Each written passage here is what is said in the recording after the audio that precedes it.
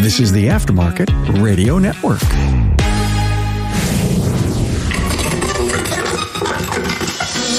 Carm Capriotto, your host and the pioneer of Automotive Aftermarket podcasts. Hey, you're listening to Remarkable Results Radio, and if you're interested in the latest updates on trending topics or even wisdom from your industry brethren, then hey, this is the place to be. Consider this podcast your personal, no-nonsense newsroom.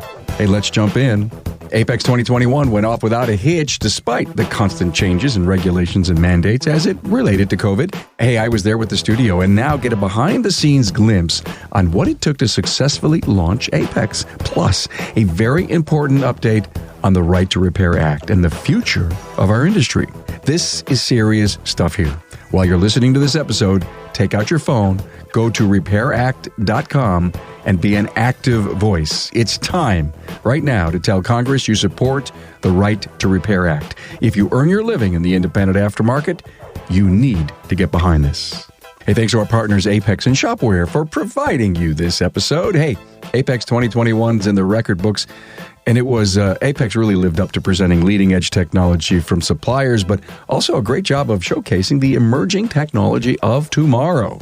You've got plenty of time to plan for 2022, November 1st through the 3rd, 2022 to be exact. AAPEX, now more than ever. Hey, do you remember the 1990s? I bet you your shop management system does. Printing paper, shuffling clipboards, leaving voicemails. Hey, grab a paper clip while you're at it and pull some trouble codes. The check engine light is flashing and your profits are running lean. On the web, visit my friends at getshopware.com. The influence and support of our industry's growth and metamorphosis continues right now.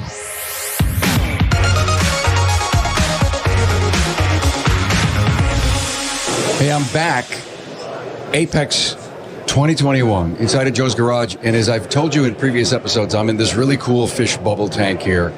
It is incredible. I get a chance to overlook the entire Joe's Garage, where there's 8 bays and there's stuff going on and they're up in the air and they're running and there's exhaust fans here. It is the most incredible thing that I think anyone ever thought that AAPEX could ever pull off. And all of this is because of my guests that are here. Bill Hanvey, CEO, Auto Care Association. Hello, Bill. Carm, always a pleasure to be with you. Thank you, sir. And by the way, it seems like I try to pull you guys in either every 2 years or whatever, but it's been 2 years, right? It's been 2 years. Paul Mccarthy, President, CEO, AASA, the Automotive Aftermarket Suppliers Association. Hi, man. Hi, great to be with you. Just loving being at the show. Yeah, and he was on earlier. You'll hear another episode with Paul on supply chain, and thank you for coming in and doing that. Wow, we're back in the saddle, guys. We are back in the saddle. And so I would love to know how many meetings and when did they start wondering, shall we, restrictions, mandate, masks, vaccine. I mean, you had to have a cut down date that says AAPEX is a go or no go. I mean, how much stress was that? How much time do you have? I mean, I think that's the reality. Part of the reality is that you pulled it off, but you had to sweat some details. Mm-hmm. Yeah, I think that's been everybody's reality of late, just dealing with all this uncertainty and getting through it. But what I think is amazing about the show is we're back. I mean, it does feel like the business is back, the people are back, the interactions are back, and it's exciting. I mean, there was a lot of talk and worry at the start of this, but we're clearly coming out of the pandemic with an automotive industry, an aftermarket that's even stronger than it was coming in. And you feel that energy here. I mean... Right. Absolutely. And to build on what Paul had said, it was quite a stressful lead up to the show. And Paul and I both worked extremely hard to give the exhibitors and the buyers the confidence that they needed to be able to come, to put the safety measures in place, to add that additional level of security for them. So and the teams worked together so well in terms of putting these guidelines together and building a show that, you know, for many intents and purposes was fluid up to 2 or 3 weeks before the show opened. So a great round of applause for our respective events teams that really pulled this off. Very well said, Bill. Yeah. It was 2 years ago, you guys were on stage, and I think that was our President Bush. Was. And it did the keynote. Thanks for doing that. Thanks for doing the keynote with all these great industry leaders this year. But you announced a Repair Shop HQ then. And of course, it was supposed to happen last year, and it didn't. But you guys put all your muscle behind this particular singular spot that's all for the service professional. I got to give you all kinds of credit. Again, I know you had a lot of people leading this, but did you think it would turn out like it did? To be here and see it in person, Carm, does it no justice in terms of, obviously your listeners are not going to be able to see it, but it's just really, Paul and I see it on the blueprints and we see it on the show floor plan, but until you get here and realize the magnitude of Repair Shop HQ and Joe's Garage and the activity, it does not do it justice. It's really well done. Joe Register's over there doing on a BMW the whole right to repair secure vehicle That's interface. right. Who else? No, we would see that anywhere else but Right, here. exactly. So you really guys were on the cutting edge. So thank you for doing this. I know you invested a lot in getting these lifts secure, getting the exhaust fans in here. Oh, yeah. I mean, it's amazing. We've had people say, how in the world did you get these guys in Vegas to do this? They had to tear up the floor. They had to do all this stuff. So we could get our stuff in here, all these lifts. But it is very cool. I mean, I've heard, it's my view, but it's others, I've heard it. I mean, this is a playground now. I mean, This is what we love in the industry. This is why we're here, is to see the vehicles and see the repairs done. And we've heard it, the discussions. I mean, techs and shop owners have always liked coming here and seeing the new products, the new technologies. But now they can see it, they can interact with it. And, a manufacturer can say, let me show you. And show it, and it's really exciting. And we need more of it with all these high-tech vehicles coming. Yeah. We need to be able to have those forums and he nailed conversations. Playground. Yeah, I like that. It's true, and that's this is the focus of the show. Building upon this is to get the technician more engaged, to build that the base with the technician, and great first start, and it's just going to continually be a build out on that. Yeah, very well said, Bill. I mean, that's the future of the show. Yeah. But we need it as an industry because we need to be able to go to our customers and say, whatever technology is on this vehicle, we can repair it. Mm-hmm. Yep. Hey, electrification, ADAS, or just some of the other new cool features. Hey, yeah, I was at AAPEX. I got my training. I learned how to do this. I can handle that and have that confidence so we can grow our business. We need to repair it. Mm-hmm. Now that's a big sentence. Right. We can repair it. And we can repair it, which brings me to right to repair. Let's give us an update. Thanks to the voters in Massachusetts and a lot of hard work and money, we were able to pass the ballot measure in Massachusetts by a 75% margin last election year. And basically what right to repair does, it allows for the bidirectional access of data from the vehicle itself in a standardized format. Get the diagnostic information that you need wirelessly. So as soon as we won that, the automakers quickly turned around and had a lawsuit against the Commonwealth of Massachusetts, stipulating that we're not happy. The voters don't know what they're talking about. Right, exactly. Well said. Yeah, exactly. And we can't do it in the specified time frame. So we went to court in June. The Commonwealth of Massachusetts had to defend the lawsuit. So we were material witnesses in many aspects, providing technological information and expert witnesses. The judge was supposed to have a ruling on that court case on November 2nd. There was some additional evidence that was found prior to that, about a week prior to the show, where Subaru was disabling their Starlink system. And the judge is now taking that into evidence as a matter of... No matter what his ruling was, he still said, I'm not going to tell you how I was going to rule, but this is interesting. Yes, exactly. And we think that it's a really good development for us. So I'll let Paul talk more about our efforts on the federal side. Mm-hmm. But in Massachusetts, we're still waiting and still fighting that lawsuit. In the keynote, you put up a great QR code so that you could scan that, go right to a website, send a letter to your legislator. RepairAct.com. Okay, RepairAct.com. So any shop can go in there. Yeah. You just put in your name, where you're located, it'll automatically allow you to send a quick email to your representative to say that this matters for you. It is the most important thing I think you can do today. Absolutely. Definitely. And that brings into the federal aspect, because this is such a fundamental issue for the future of our industry. We got to fight it on all fronts. We ultimately do need a national solution. And so we have joined together, AutoCare, us at AASA, our friends at SEMA, the Car Collision Industry Coalition, and we are soon to introduce a federal bill, which will also push the automotive right to repair. And we think we're going to get bipartisan support. We think it makes a lot of sense. And that would be a great solution. And you can just, tell your representative, you should support it, RepairAct.com. Can you imagine if all 4 million people that worked in this aftermarket sent those letters? Right. Well, that's the point. And that's what we need to do, Carm. It's, Paul and I put together at the breakfast. So we demonstrated how the automakers have 270 lobbyists. Collectively, between AutoCare and MEMA, we have 9. They spend $30 million on lobbying activity. We have less than $500,000 in our PACs.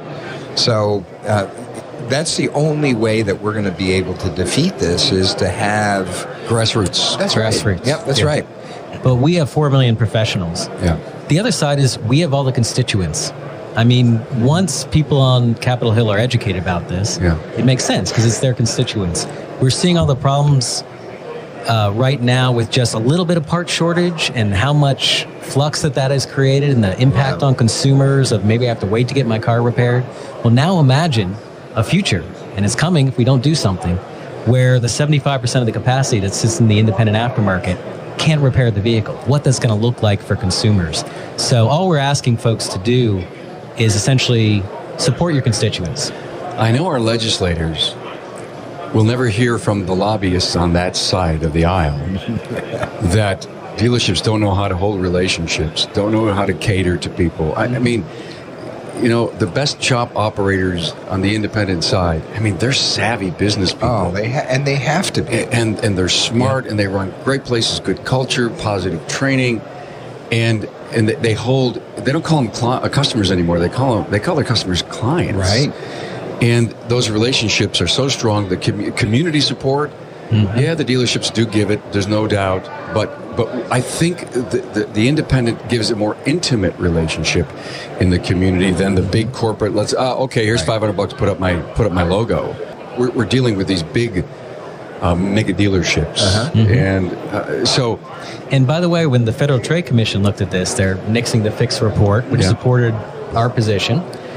Completely bipartisan, unanimously voted to support that bill. It pointed out that one of the issues here is if this happens, we're going to lose a lot of small businesses, small business people. We know how diverse the shop population is, and they said, "Wait, this doesn't make any sense." Right. And I'll throw out in the federal bill just to make clear, we're not saying pick the aftermarket over the OEs or this or that. Right. It's not us versus them. Right. It is very simple. Let's just have the principles of competition, free market, consumer choice. And then we got to go out in the marketplace and win every one of those clients, every one of those customers, just like we do now, but we should have that opportunity. Right. Everybody in the market should have that opportunity. Those are our principles in this country. Yep. Competition.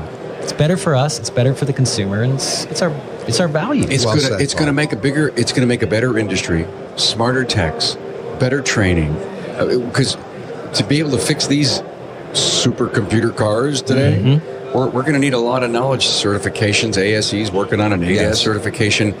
I see an evolution in the quality of the people that we put in our bays that are going to be able to take that vehicle in that two-way communications and talk to it. And we just don't want to cut that cord. Right. It's that simple. Yeah. I don't know. Refrigerators today, they'll tell you if you need milk. I don't know. There's screens on them, so yes. But I don't think Frigidaire said that the local repairman can't fix your fridge. Right? Have they? Well, don't be surprised about that. Well, that John Deere thing maybe. Yes. I know. Yeah. Some of it's so comical, guys. You just scratch your head and you say, this just can't be going on. I know. Well, it also doesn't make any sense. I mean, we know if you want to have satisfied customers, you need this ecosystem that we have here. We need to be able to say, hey, I need my vehicle repaired. There's a guy in the corner, he can make it happen. And even for the automakers, looking at their brand values and the resale values. Right. We shouldn't be fighting about this. Yeah. And again, all we're asking for is the competition we've had before. Yeah. And to allow the consumer to make that choice. Yes. That's it. Well Just said. keep us on an equal footing, and we'll take it from there. RepairAct.com. And the fun that it's incredibly easy. It literally takes 20 seconds and you've made your voice be heard. Right. Your congressperson will hear Yep. where you stand on it. And by the way, tell your neighbors, tell your friends. Hey, Carm here. Coming up, the electric vehicle is full of opportunities if you let it, and you must. Carm here. Well, I can't say enough about the quality of instructors and the high level of technical and management training that was offered inside Repair Shop HQ during AAPEX 2021. Hey, it's in the record books, but the great news is that show organizers for AAPEX 2022 are hard at work again, assembling the best and the brightest instructors and the most timely and needed training for shop owners and technicians. And now watch for a robust schedule of training and product demos on topics such as engine performance diagnostic strategies, how to be an effective leader, wheel alignment and ADAS calibrations, controller area networks, and using social media to grow your business, just to name a few. With this caliber of training, make sure AAPEX 2022 is on your calendar. Now, that's November 1st through the 3rd in Las Vegas. And together, let's make 2022 the year of growing sales, profits, and productivity for your business. Listen here for more AAPEX 2022 training and registration information. Are you stuck in small ticket rut? Well, that's exactly what happened to Dominic Linden and the team at Autobahn Service in Sheffield, Massachusetts. With the busy day-to-day bustle of shop operations, they didn't have time to chase customers for approval. They were caught in a cycle of low AROs, and they were losing those higher ticket jobs to competitors. Autobahn Service was introduced to Shopware, and just a few months after going live, the shop was so busy with new jobs that they actually needed to lower their car count. They are now able to be selective with the services they take on, and profits have never been better. Additionally, by tapping into Shopware's digital estimating capabilities, Autobahn Service has noticed an 89% average approval rate from customers. Their average RO before Shopware was $450, and now it's up to $700. Now, that's a 55% increase. Do the math. Reach your customers faster and get approved dollars up. GetShopware.com. So you guys pay attention to the industry. You're doing surveys. I mean, isn't it amazing the growth that we've seen? Incredible. Coming out of what, 3 or 4 months after COVID, and to this day, shop owners are 3 weeks booked. Right. I mean, you talk about, we have a supply chain issue, but we also have a spike in demand issue. We do, and people are driving their cars differently. The commute back and forth, in many cases, is gone. However, people are using their personal vehicle now as personal space. And, I got to get out. Right, I have to get out. I'm going to go on a road trip. I may not take a flight, but I'll drive 2,500 miles and do a nice family road trip. Public transportation still is negatively impacted from the effects of the pandemic, so people are not taking as much public transportation as they have in the past. So the driving habits are changing, and the miles driven are still increasing. And our industry's performance through the pandemic has just been, I think it took everybody by surprise in terms of the viability of the industry. And what Bill's saying here is we've had this amazing performance now, but it's going to continue. Right. Because these are structural shifts.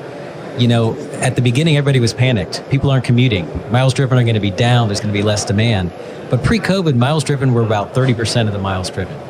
And if you're going to offer us a trade for a decline in what made up 30% of miles driven, for something that increased the structural drivers, the centrality of the automobile behind the other 70% of miles driven, which we've absolutely seen, it's not a bad trade. Right. And that's what we're seeing. We're coming out of the pandemic with more automobility, more dependence and importance of the car to our lives, our lifestyles, and where we now want to live than what we had going into the pandemic. And that is really good for the aftermarket. Automobility. Is that yours? It is now. Wow, I'm not sure I could actually say that word again. Right. That's hard to pronounce. You got to copyright that public. Definitely. Yeah. Automobility. Amazing stuff, guys. Tell me about EVs, e-tailing. I think you guys were talking on the stage about some survey stuff you've done. Yeah, we have another joint project between AASA and the Auto Care Association. We've all heard the news, the hype about the electronic vehicle and how it's taking over, and consumers are not going to be able to have a choice in the very near future. Well, the report that we published that's available on both of our respective websites to our membership, it points out that the automotive aftermarket on the EV side is very healthy through and shows growth even through 2040. Even though the mix of electronic vehicles is going to obviously increase. And then on the e-commerce side, it's again a change in buying habit that's just going to continue to grow as people get used to the e-tailing environment, delivery at home or delivery to the shop. And the e-tailers and the retailers are just going to have to go with these new business models and continually readapt to be able to meet those needs. Yeah. Paul? That's a great summary. On the e-commerce side, we know most of the market is professional, but one of the big things coming out of it that we've seen on the manufacturer, the distributor side, is that everybody's expectations have gone up. We've had to do a better job using data and business technology just to make it easier. Make sure that, and this is professional side or consumer side, you just have better information, easier to get that information, what you need to repair, whether this is the right part. And I think it's really activated us to get better in all parts of our business and hopefully support the shops better with what you expect us to be able to, information to give you. I'm getting ready to do an interview in a few weeks about the myth of the demise of the internal combustion engine vehicle. And there's a lot of people on the one side that say, yeah, okay, this isn't going to wait for a long, long time. In fact, if I live long enough, I can't wait to go to car shows and say, oh my God, there's a gas engine. Can you imagine that? There's gabillions of classic cars. I do see, and maybe I understand why EVs, maybe I understand it, but I think there's too much push that, oh my God, EV is going to get the slow rumble and it's going to take over everything. I think we shouldn't get overexcited that all of a sudden I've only got 10 years to own my shop. Yeah. And if I don't get involved in EVs and what are we really going to be able to repair on the Tesla? I had somebody on the show the other day that says, my third shop is going to be a Tesla-only shop. Can you imagine that? Wow. Because Tesla told some people, we can't fix the cars. Right. I think they finally woke up to say, we need the aftermarket, the independent aftermarket. They have. Yeah. And their whole business model is they don't have the franchise dealers. Everything is done through Tesla. And they've also been pretty prohibitive about the data share, too. Yeah. And there's some very entrepreneurial people in our industry working on that. Yeah. Yes, never underestimate the American entrepreneur. Exactly. And that's our industry. It's capitalism at its best. Totally. I know. And I'll throw out on the EVs you mentioned. Yeah. That was why we did this study together, because there's been some crazy headlines out there, and we wanted to give the industry a realistic view. And when you look at EVs, there's no doubt it's going to grow. But there's a couple things to keep in mind. First, we have over 280 million vehicles in operation. The average age is over 12 years old. This takes a long time to shift. And what we found is that the existing aftermarket, all the products that we know, that we sell, they have a long, fat tail. Yeah. We're going to be repairing these things for a long time. And so even you go out to 2035, the vast majority of the market is still all these products we know and like. Now, again, there's growth from EV. Yeah. Hey, if somebody wants to open that Tesla shop or an EV shop, and they're in the right part of the country where that matters, there may be some opportunity there, but there's also opportunity in existing stuff.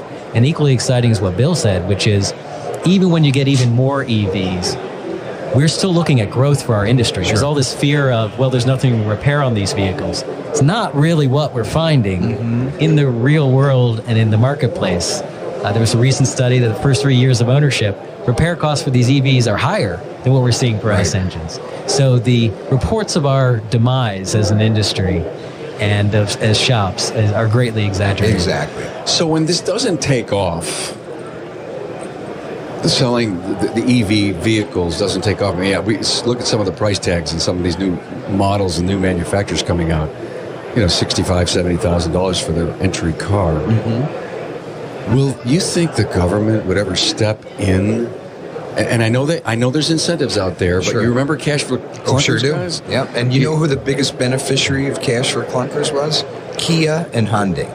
Really? Yeah. More consumers bought those two brands during cash for clunkers than any other model. Wow. And that was a program designed to help, quote unquote. Now, of course, it's global manufacturing, right? But that program was designed to stimulate U.S. manufacturing jobs. Yeah. And I mean, we're already seeing it with the incentives on the new vehicle side to encourage EVs. It's not being fair, and that's not good. I don't think we're going to see another cash for clunkers. And one of the reasons is the two associations sitting here. We saw that. We've learned from that. We know the story. It comes up every once in a while. We shut it down pretty fast in D.C. because it doesn't make any sense. It's bad for consumers. Right. Essentially, people with less money all of a sudden lost a lot of used cars. So the economic equity story doesn't work. Right. The other side of it is really bad for the environment. We're taking these useful things out of that have already, all the CO2 to build that thing was done. And now we're taking it out of the system. It just doesn't make any sense. Right. So we do a pretty good job, I think, of when that pops up, of telling them the truth and trying to shut that down, because it doesn't make any sense for American consumers. Right. They're already printing money now. Right, exactly. Yeah. Oh, my God. This is the same thing with consumer choice. The consumers, we'll see if the dog's going to eat the dog food, and neither Paul nor I are saying that the EV is not going to gain traction within our industry. Do you own an EV or hybrid, Bill? I don't. Paul? I have a hybrid. Okay. Okay. A 20-year-old car. I mean, I wouldn't be afraid to buy a Prius, maybe. I was going to say, it's not a new hybrid. Right. That's right. And I have a shop in my area. I got a specialist, and it's in great shape. And I think what Tesla did with the contract with Hertz to put 100,000 electric vehicles in the rental car fleet is a fascinating way to get the consumer to dip their toe into the water for an EV. Oh, you rent it. Oh, you know what? It wasn't so bad for a couple of days. And when it's not so bad, then people take that into consideration when they're buying their next vehicle. Do you know how many shop owners, and I know a lot of them, that have repaired ICE vehicles their whole entire career, now own a Tesla? Right. Because they want to know. They want to figure it out. They want it to break so they can figure out how to repair it. Right. I know. And Judy, from Harrisonburg. Yeah. Judy is Zimmerman Walter? Right. Yeah. She has an electric vehicle. And she's putting an EV charging station at her place. That's right. Yeah. I know. And I have a very curious question to the whole industry. Are you thinking of doing it? Right. Isn't there government funds to help with that? Frankly, I think there is. And it may be local. I may be right or wrong on it, but I started to realize that the government is on the push to make electrical charging stations out there. So. Yeah. Well, and it's got to be part, if they're serious about this, it's got to be part of the infrastructure. It's got to be part of the infrastructure bill. And, if they want to make this transition, then we have to plan not just for the car itself, but for the entire ecosystem to be able to support it. But we don't know what's in the bill, right? Well, I think we know the broad brushes, but it's government. It doesn't matter. There's $500 billion aimed at this, but what will it be? We are trying to advocate that, they talk about trying to help industries transition to this green future. Well, frankly, we're perfect for that because we're going to have to repair all these hybrids and electrics. And again, it's not going to be huge for now, but in the long run it will be. And there should be money to help support all of our training to do this. And I'll throw out, all of our members here, all our folks who make that technology that's going on the vehicle, they absolutely, and they demonstrate it here at AAPEX, we can repair these vehicles and do it. And I love what you talk about with the shop owners. I mean, that's, again, the great part of our industry is we love new stuff. Mm-hmm. We love technology. That's the whole point. Right? Yeah. God, Bill. And we'll figure it out a lot faster than the automakers will in terms of how do we repair this? How do we keep this running? What's something that the engineers didn't think of, and we'll make it better? I mean, that's what we do. Every time we talk about the future on any of my shows, everyone always says, HEI, fuel injection, disc brakes. Yeah. Oh my! Right. I'm going to retire. I'm going to quit. This is crazy, and this is opportunity. Completely. Yeah. That's what it is now. The aftermarket should not be afraid of the future. Right. And will there be less? Absolutely. Will there be less people? Yeah, I really believe we'll purge. And the consolidation will happen, and the 1 and 2 shop owners will have 4 and 5 shops because they're capitalists and they're entrepreneurs. They'll put in an ADAS facility. They'll put in a Tesla shop. I mean, who's to stop the creativity and the focus on specialization? Right. Yes. It's like, don't look bad. Look, oh my God, that's a possibility. Mm-hmm. So I'm all for looking at the glass half empty. Of course. Yeah. One more final thing here before I let you go, because I know you're busy. Again, thanks for the tenacity to pull this off. And the other thing is the 25 training classes that you had for the service professional, okay? Business management and technology, some of the biggest names in coaching and in training, technology training. So thank you for that. Oh my gosh. Well, we started off with your question about Joe's Garage and Repair Shop HQ, and that's all part of it. It's great to have the booths and the personnel here to talk to the shop owners, but you also have to have that draw to bring people here, and the training. In order for us to adapt and keep up and be ahead of the curve, we have to provide that training to the shop owner, and it all fits together. Yeah. Very well said, Bill. And the one last thing I'd leave your folks with is, Carm, you talked about how cool this Joe's Garage is with all this playground and the training. Almost every exhibitor I've talked to said, this is awesome. I'm going to have a lot more next year. So if you're a shop owner, this is the place to come to see all the playground, the new toys, and there's going to be a lot more next year. For the first time, I'm so damn impressed. Right? I can't imagine what next year is going to be like. Oh, we can't either. I'm going to have to get a roof for this. Yes. This little building.